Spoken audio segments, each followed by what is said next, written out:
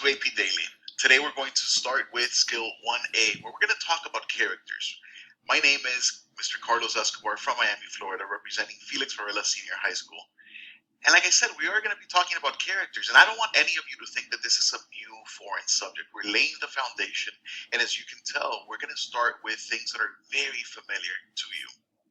We're going to talk about the aspects of a character to analyze. When we talk about characterization, what exactly do we mean by that? And then we're going to get into the words that we use to describe characters. We're going to be building vocabulary throughout this lesson. So the first thing we said we would discuss are these aspects of characterization. What do I mean by that? Well, when we first encounter a character in a book, when you open a novel, when you open a short story for the first time, and you see a character's name, this person is essentially a stick figure. You don't know anything about them. They're not your best friend yet. As you start to delve into the reading, you're going to see how these characters feel, and you're going to start to realize how these characters think. And these are the aspects of characterization. The physical, emotional, and psychological states of mind of characters make up what we're going to be calling characterization. Once we delve deeply into these and we start talking about the function of the characterization, which we're going to do in later videos, then you're going to start getting a more total composite of each character. So if we understand the three aspects of characterization, what we got to talk about next is how do we describe these aspects? And I want to share this with you. And here's some adjectives. And that's the key phrase there, okay? Adjectives. We want to build our adjective capacity because the more words we know to attribute to characterization, the more we're going to reach, the closer we're going to get to our goal, which is precision. We want to be as precise as possible when we talk about these characters. I want you to see that these words are not meant to be housed in these three categories exclusively. You might see, for example, the word confused is there under emotional and psychological. I've done that on purpose so you can see that we can use these words throughout the three aspects, but we must think of the three aspects. I also want you to know that these are not the most sophisticated words. No one said that for you to be successful in your analysis of literature, you have to use these words that nobody can understand. As a matter of fact, it's when we use language that is understood by all, as long as that language is precise, that we're really going to captivate our audience with our analysis. So let's practice. You know, we can think of a character, a friend, or a family member, but I'm actually going to encourage you to think of a friend or a family member right now because you know those people best. So go ahead and write that person's name down. And I'm going to give you a cheat sheet. I'm going to give you the words that we looked at in the previous slide.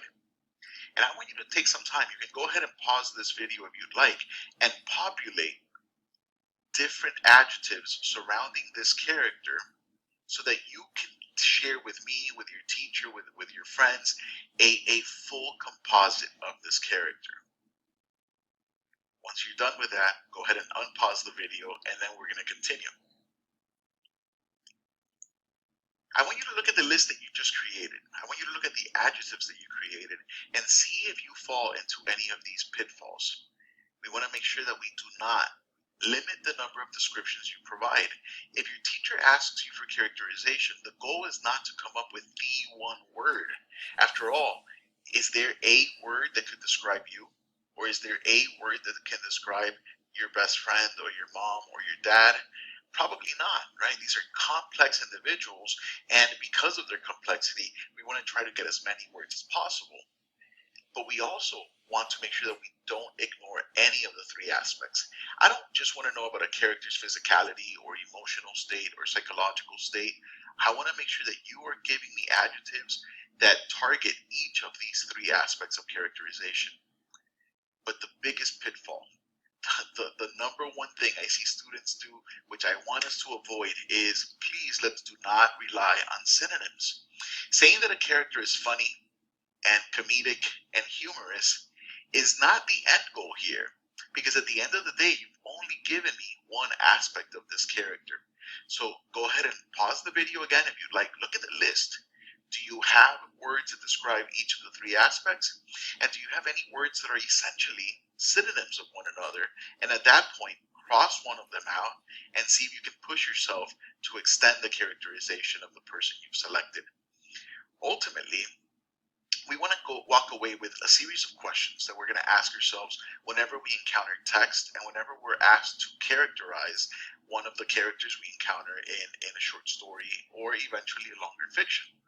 So the two questions I want to leave you with are, how might this character be described physically, emotionally, and or psychologically?